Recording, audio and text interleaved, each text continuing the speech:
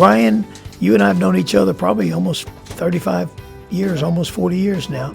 And, when Brian met Chuck Shin and saw that house that was being built in California, 3 hours, 45 minutes, he wanted to break a world's record. When he brought it to you, what were you thinking at the time? And tell me about that situation. Well, first I asked him if he was drinking, and I had never heard of the house. And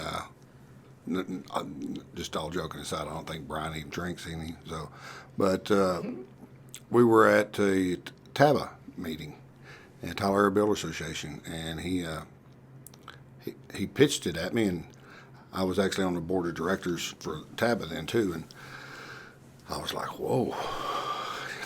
Getting this many contractors, it was just overwhelming at first to think about it. I mean, you can say it all day long, but until you're out there doing the footwork and putting together the master plan of what he did was astonishing. I can't believe it's been 20 years and nobody's tried to break it since then. I'm surprised by that. Well, you get 579 volunteers to work together. That's a lot of planning and a lot of time. You're talking about a year and a half of planning involving the inspectors. Well, yeah. But when did you really start believing, boy, this could be done? When Brian laid out a timeline and in front of us on the board because we had a separate board for this, and I was blessed to be on the board with him. And when I seen his timeline of how long it was going to be allotted to each section, because each section had its own amount of time to try to, complete the walls or the concrete. And after I looked at it, I was like, this is doable. Anything's doable if you put your head to it and plan right. So, and Brian was able to prove that. So, he was a great leader. Yeah, when you looking over 20 years, did you apply some of the principles you learned from that into your own business and how you run things now? Of course, yeah. It was structure, with people. I mean, you're only as good as your people and as good as you teach your people. And, I have a saying that I've always used and that I've based my business model off of is, Rockefeller, some people love him, some people hate him, but he's a brilliant businessman. And he said, you can have all the money I have to my name, but leave me my men and my women, and I'll make it back tomorrow. And so I've run my business that way. Is you got to take care of your people. You got to lead them. And that's how you get things done. That's how you break records. Now, do you recall when you did the practice house, what were you thinking and afterwards and what the meetings was about? Go ahead. Yeah. I think we had a problem with the concrete. That was one of the biggest hurdles was getting the concrete to set up in time. And it was, I can't tell you how much concrete they wasted trying to, of course, they didn't, because they'd have to make batches, because you got to think about it, all this concrete coming in on these trucks. I mean, it was literally setting up as quick as it was coming out and hitting the ground, to try to spread it. So that was the one hurdle that, because I think our first house, that's one of the problems we had was the concrete, and that threw everything off. And when it threw everything off, it just was a domino effect. And so, Brian, being the leader that he is, he looked at what he had, what the problem was, fixed it, and boom, we went back with the second one and nailed it. Did your landscape team work other functions and helped out? I supplied my Navigator forklifts to help move supplies around. And boards and bring stuff to the job site, and shuttling, and it was organized chaos at its finest. I was actually watching a video earlier before I came up here to do the video, and I was talking to my youngest daughter, and she's like, "What are you talking about?" I'd forgotten all about it, and so I told her, I said, "Well, look it up," and she looked it up on the video, and she's like, "Oh my God, you're serious?" She thought I was lying to her. I said, and everybody in my office was like, of course, a lot of the people that are still with me were part of that. Darren, my partner now in business at All Natural, and Teresa and all them. A lot of them are still there and remembered it. Because I had people on the ground, people on forklifts. It was just get in and get it done. It's kind of hard to imagine that actually happened. What is it? I think it was 2 hours and 40. 2 hours and 52 minutes. Was it 52 minutes? Yeah. So, I mean, that's And the house is still standing. Yeah. Actually, it exceeded code and it's in better shape. Yeah, and that's it what had one problem with it in 20, Yeah, I know. 30 years. And that was kind of a joke. No, 20 years. I'm sorry. Yeah. 20 years. That was kind of a joke. Everybody's like, I don't know. This house right I don't know here. if I want to buy that house. Is that it? Yeah, this is the house, Yeah. and you're talking about, We laid the ground. you had the forklift take that roof and set it right crane it in. over and set it on it. And, you're talking about the details inside of the house. I mean, it's pretty amazing. It is, when you figure you have all these guys working in conjunction, because, you've got people working on top of each other, but in coordination, and linking it together. And so it was, I see why nobody else has tried to do it. It was difficult. But, Brian, with his planning, he put his heart and soul into it, and everybody that was involved. And, contractors are sometimes kind of rough around the edges. And you get 579 contractors in what was that, 2,000 square foot area? 2,300. 2,300 square foot area. I mean, that's you're asking for a disaster. But everybody did their part, and it. When was the date of that? It was October 1st, 2005. Because my son was born October the 12th, 12 days later. Yeah, got it. So you're right in the middle of having a baby anytime. Yeah, and thinking she may go into labor while we were doing this, and I'm thinking, oh my gosh. Actually 2 weeks prior to that was Hurricane Alicia. Katrina came through. So you're talking about having to change plans of where you're going to get your crane and all those things. I mean, it's pretty. To me, it's amazing to get, like you said, a group of people to work together. You're talking about competitors working together to do something very special for the community. You just said it, competitors. Everybody's. This was everybody. Concrete people had 10 people that were competitors together. It was me. I believe Miles Brosings was part of it with his landscaping company. Some other I'm not sure who else all pitched in, but we all just kind of, it was like, look, let's put our bygones to the side and let's get this done. Let's set this record. And we did. And so it's, I was thinking on the way up here, I've been fortunate to do some really cool things in my life. And you forget about things. And I thought about this and I thought, I'm actually in the Guinness Book of World Records for this. So, because it listed all of our names. And my kids were like, I don't believe it. I'm like, look it up. They're like, Dad, you're a dinosaur. I said, I'm not a dinosaur. But like I said, I'm surprised that somebody, especially with technology, has not tried to break this record. Might be kind of fun to do again. Well, I tell you what, somebody's got to spearhead it. Somebody's got to do the communication. Yeah. And it's, to me, it shows that the human spirit is alive and well when you make the game big enough. So to get industry competitors to band together to do something like that, to me, you don't see that. And you show what you can do when you collaborate and work together. It seems like, it does show that you can turn any impossible to what is possible with planning. Positive thoughts bring positive results. Yep, and then you had to kick out the naysayers. There was actually, now that you say that, there was a lot of people that were very negative and that went into it with a negative, oh, this is never going to work. And I remember us talking about that and being like, look, one bad apple spilled a whole bunch. So, if somebody's negative and it's got nothing positive to say, I'd say send them down the road.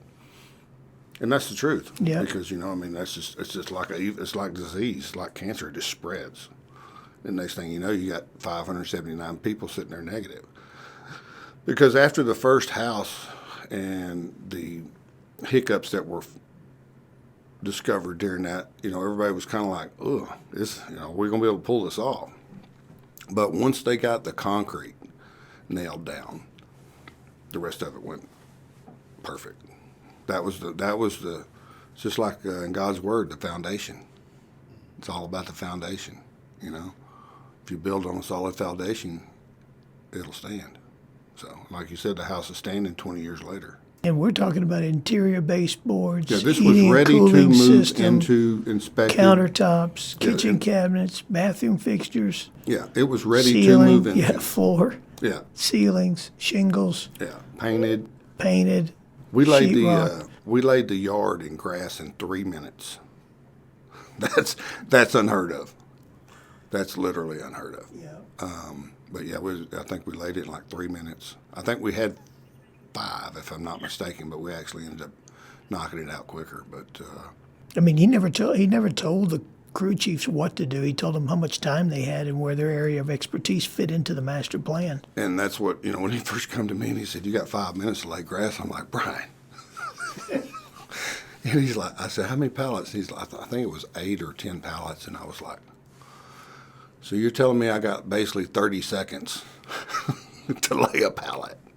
But with enough people, grabbing the grass, it was doable. In fact, I think we used rolls of grass, the 1 yard rolls, and so that made it proceed quicker. But I don't know. It was a cool moment. If you were going to look back and talk to future kids or future people that are thinking about taking on projects like this, what advice would you give them? Foundation. Make sure the foundation of what they're building it on and the principles they're doing it for are the right ones. And I have a motto that I've always used, and it's know God, no fear. KNOW. And if you truly know God, there's no fear. We don't serve a God of fear. We serve a God of reverence. And so I always, with my children, I try to teach that, you go into things wholeheartedly through prayer. And, there was a lot of prayer went into this, I can promise you. And probably some sleepless nights for Brian, because his name was on the line when it all come down to it, So planning, I think, would be the number one thing, is planning. And I think that's what it's taught me over the years, because that was 2005. I was 5 years into business for myself. So I'd kind of had my feet wet quite a bit with the good and the bad of owning a business. And I use the planning aspect of, sometimes us as leaders, I feel like, don't always share our vision with our people. And how do you expect them to follow you if they don't know where you're going? And so I've learned over the years to share my thoughts and take their thoughts and mingle them together and work together, because not just one person has a good idea. I know there were numerous things in this building of this house where Brian had an idea, because he was a builder, so he had the foundation of 1 plus, this, and this.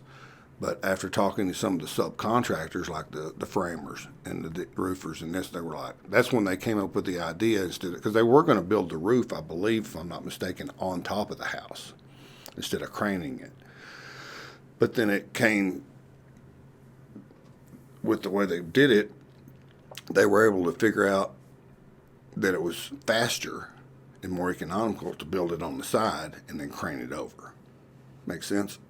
So a lot of trial and error, a lot of, I would say you have to have a leader, but you have to have a leader that's open to suggestions. And that was Brian. He was open to suggestions, and he took the suggestions, and if he thought it would work, he implemented it. If he didn't think it'd work, he'd be like, I think we're going to do something different. So that's why he was the... Now, the membership did grow that year. You guys were pretty big. It grew astronomically. I'm actually still a member of Tyler Area Builder Association. And to my record, nobody in Tyler Area Builder Association has done anything close to this. Who was it that you said that? Do they know a lot about this project, or kind of just died away? I think it died away. I think you've got new people. Of course, you have Libby there running Tyler Area Builder Association, does a wonderful job. I'm trying to think of who that was. Gloria. Yeah. She's still around?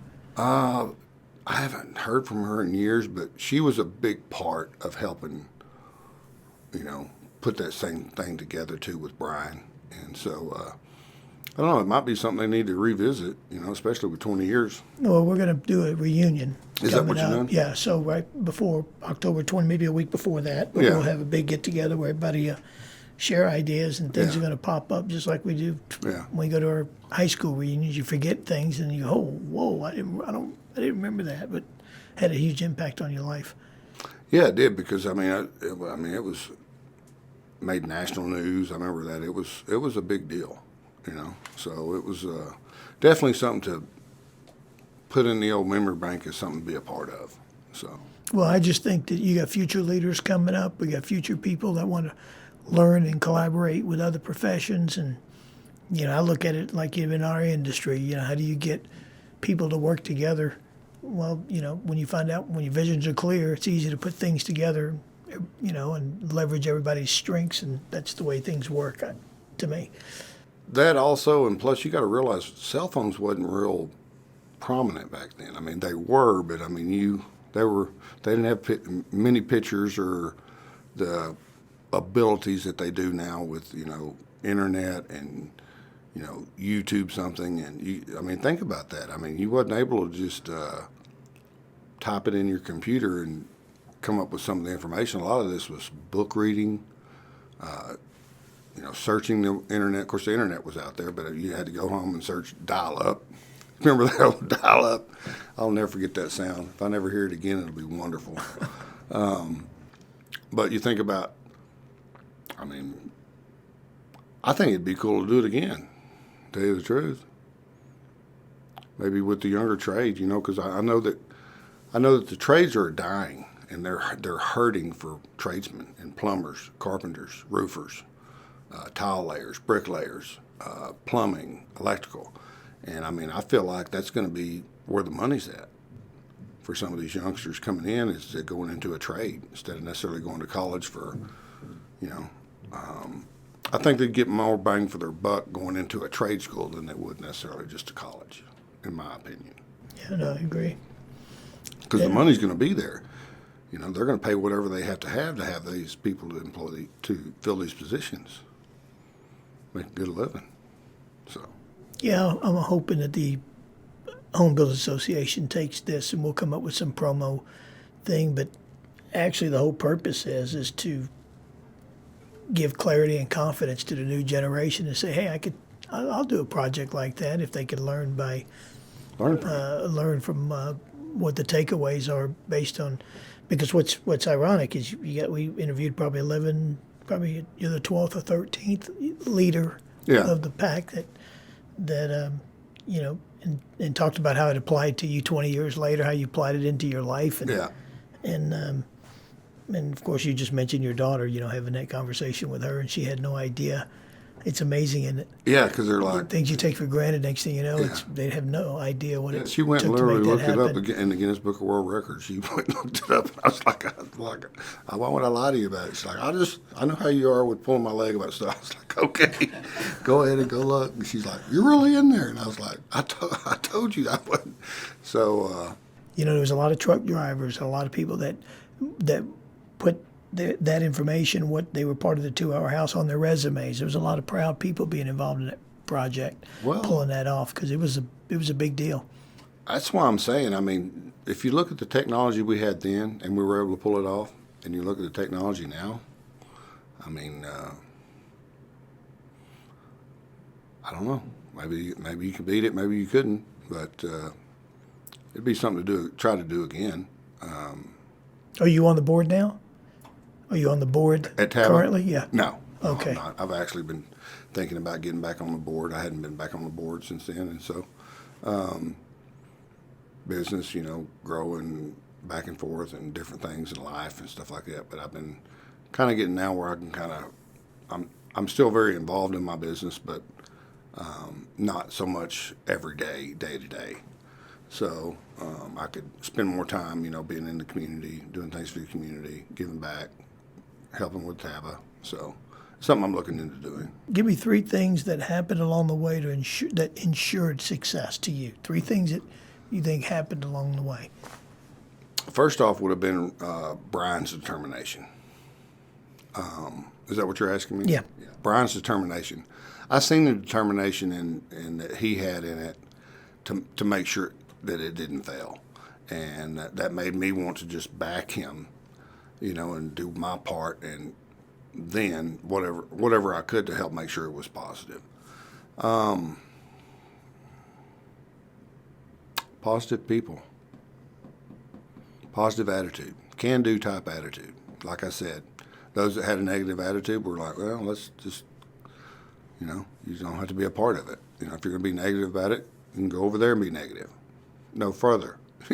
And that's how I am with people. I'm like, positive thoughts bring positive reaction. That's a true statement, and I've used that in my life. And I try to share that with people constantly. I'm like, you are what you say you are. You are what you spread. You are what you put into the universe. And if you put positive in, you're going to get positive back. You put negative out, you're going to get negative back. Is there a couple of things that concerned you the most that you knew had to happen to pull this thing off? The concrete. That was the number one thing that we were worried about. That and just having 579 contractors working together without fighting. Because you imagine the amount of testosterone. I mean, think about that. It was very high. Yeah, no doubt. And you had 5 minutes to do the grass. What would you do differently that you knew then that you know now? Is there anything that comes to mind? Or from that project, what did you start doing that you didn't do before? Honestly, to tell you the truth, I would have to do it in the same way we did it. Because, we literally had about 10 pallets of grass and we laid them in 30 seconds, each pallet. And I don't think you could lay it any quicker than that. Of course, you could, now you could go back and hydromulch, and spray it. But even that's going to take probably longer than 5 minutes. So I'd say the third thing would be teamwork. That's what I learned the most was that teamwork. Teamwork makes the dream work. And that statement is so true.